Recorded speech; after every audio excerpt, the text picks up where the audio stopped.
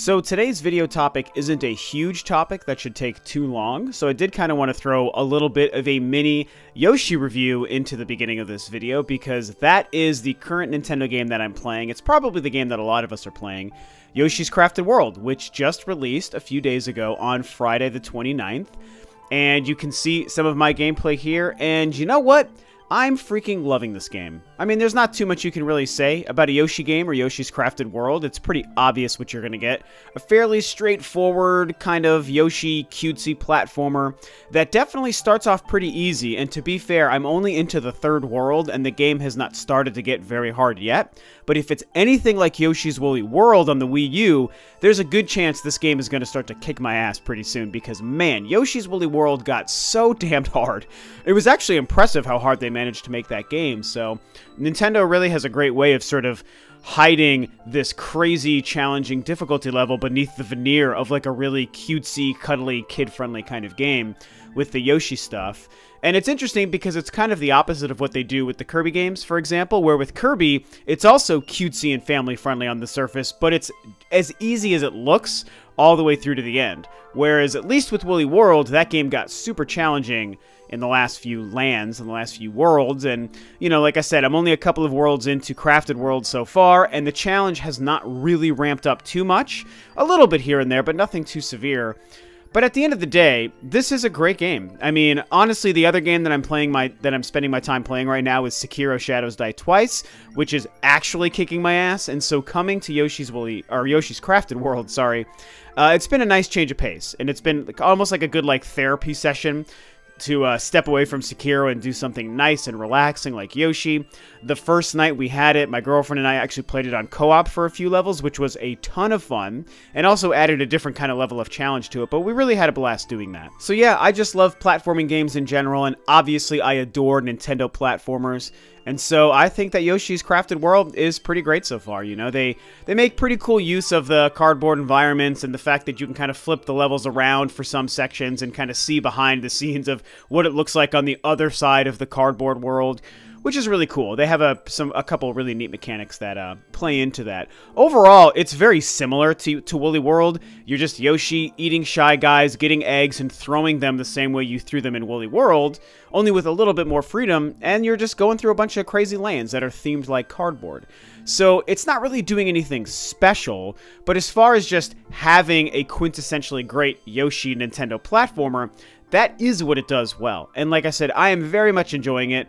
I mean, some people might not like the fact that it's full priced at 60 bucks. For me, I don't know, that's fine. It's a typical high quality Nintendo platforming game. I think that it totally is justified at full price, just like any other game like it. So yeah, I don't know. Crafted World's great. It's a Yoshi game. It's a Nintendo platformer. It's awesome. Anyway, getting to the topic at hand. Today is the first day of April, and stupid April Fool's jokes aside, that also means that E3 2019 is literally 2 months away. That's insane. And a few days ago, Nintendo's, quote, E3 website went live, and a lot of people were talking about this, and it's interesting because they're talking about it even though there's not really much to talk about yet, which is why, like I said here, this isn't going to be a super long video or a super long topic, but I thought it was fun to kind of bring up and just kind of BS with you guys about for a few minutes. Their website went live, and it says almost nothing. It says June 11th through 13th, it's almost that time of year, and we're as excited as you are. Luckily, you can learn about all the newest game announcements, tournament news, and Nintendo's E3 plans right here, so stay tuned. So yeah, I mean, that's not saying anything. There's 3 pictures from E3 2018, and then there's 2 sentences that's like, hey, E3 is gonna happen, we're gonna be here, so stay tuned. No information.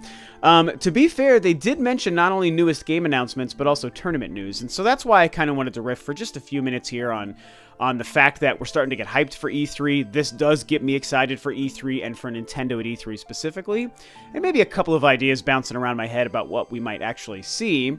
Now, obviously, newest game announcements is the thing we know to expect. Every company, Nintendo included, always reveals some sort of new game or new project every time E3 happens. So that's one of the things we're the most excited about, right? Is what are you going to tell us about that we don't yet know?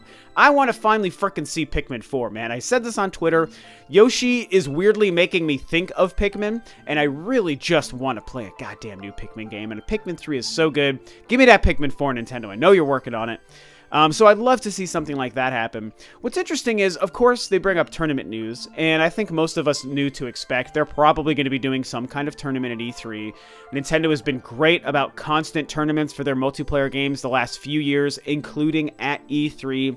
We've seen Splatoon stuff, we've seen Mario Maker stuff, we've seen Smash Brothers stuff. I think that most of us would expect it to be a Smash Brothers tournament at E3 this year. That makes the most sense because Smash Ultimate is only a few months old. It's their newest, hottest multiplayer game, and the Smash fighting tournament scene is like so intense. Like, fans are so into it and they love it so much that that's probably what we're going to see. Now, what would be neat is if we wrapped up these two ideas into one. That's one of the main things I wanted to talk about. I would love to see Nintendo announce a new IP, and, I mean, God, when's the last time we actually saw that happen, right? I'd love to see a new IP. I guess, okay, sorry, duh, we had ARMS 2 years ago. So, if they gave us a new IP, if they gave us a new game, whether it's a fighting game or a racing game or something we're not even thinking of, who knows? I would love to see them do a tournament for that game. To me, it's kind of similar to what they did with Super Mario Maker, where that was a new game. Obviously, Mario's not a new IP, but that was a new game and a new concept, and they found a way to take that, which wasn't even a multiplayer game, by the way, and make an actual tournament out of it, and that was so freaking fun. Honestly, I know I'm going to get a lot of crap for this, but I enjoyed that tournament way more than I enjoyed playing Mario Maker. I'm not really a big fan of Mario Maker. It didn't really jive with me. It's a super well-made game, but it didn't jive for me and it wasn't fun for me to play or interact with. However, I absolutely freaking loved that tournament. That was so intense, so much fun. The crowd was so into it. I was sweating bullets, man, and I wasn't even one of the guys playing. It was a blast. And so, if Nintendo has a new IP, honestly, it could even be a multiplayer or a single-player game. And if they can find a way to structure a single-player game into a tournament, I think it'd be so cool to see something like that. And obviously, it worked well to sell people on the concept of Mario Maker. And with a new IP, maybe something that isn't in, like, the Mario universe or the Zelda or Animal Crossing universe, whatever, if it's something new that they need to convince people to be excited about, that would be a great way to do it. Give us a sweet tournament. Obviously, there's not too many things that we can speculate on now, other than just the random stuff that we know to expect. So again, I don't want to make this too much longer and actually spend all this time talking about literally nothing that Nintendo's given us. But I do want to say, what could likely happen is we might see in a Nintendo Direct between now and E3, maybe they show us a new game then, and it would be great if one of the big focuses and highlights of the Nintendo Direct presentation at E3, as well as the Treehouse, would also be this new game. That's one of the only other few things I could think of that I wanted to kind of bring up now in this short little random update video. I mean, there is a great chance Nintendo gives us one more Nintendo Direct in these next, 9 or 10 weeks to show us some new stuff. Maybe that's where they want to give us the Metroid Prime trilogy. I'm still waiting for that stupid game, Nintendo. And if it doesn't happen then, it's got to happen at E3, right? Or it's E3 or bust. You guys have heard me say that when it comes to the Prime trilogy. So, whatever they might show us if they actually gave us a new Nintendo Direct, it'd be great to have something revealed and then fully detailed and explored at E3. We have to remember, Nintendo is probably the best when it comes to taking a lot of time to showcase gameplay and talk to developers for games at E3. What they do with the Treehouse is so incredible, and they set a new precedent and a new bar when they did the Breath of the Wild thing at E3 2016. I mean, if we ever get something like that again, I really hope it's for Metroid. I really want to see them do that for Metroid Prime 4. I know that, I don't really follow Pokemon. A lot of you guys know, but what I've heard is that Nintendo doesn't traditionally spend time on Pokemon at E3 events. And when I consider Pokemon fans telling me that, and I go back and replay E3s in my head over the years, I feel like that's true. Other than 2016, where they only had Pokemon Sun and Moon, and then, the other 90% of E3 was Breath of the Wild, that's one of the only times I can remember Pokemon being highlighted at an E3.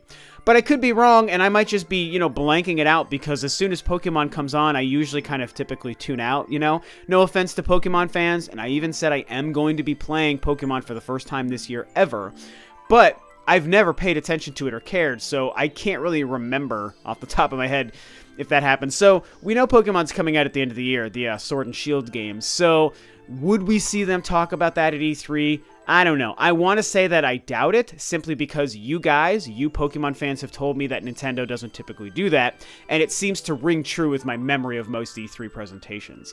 I'd like to see more on it, since I am going to finally dive in and just kind of see what Pokemon's all about, and I think it'll make for fun, entertaining content for you guys to hear me talk about Pokemon from the perspective of a brand new player here with this, like, 1 millionth Pokemon game. And so that's why I think it'd be cool to actually see them talk about it and showcase a little bit more, and maybe get me a little bit more excited, since I'm kind of playing it just because I said I would on the Spawncast, and not so much that I'm dying to play Pokemon. But I'm keeping my mind open for whenever that happens. But yeah, you know, like I said, not much else to talk about. I just wanted to talk about Yoshi and to BS about this E3 stuff for a couple of minutes, just because it's a thing that happened, and I thought it would be kind of fun to do so. You know, kind of gets our brains excited and gets our blood boiling for E3 news, and Nintendo's getting us ready, so it could be a pretty great time. It's only 2.5 months away, you guys. Let's get hyped.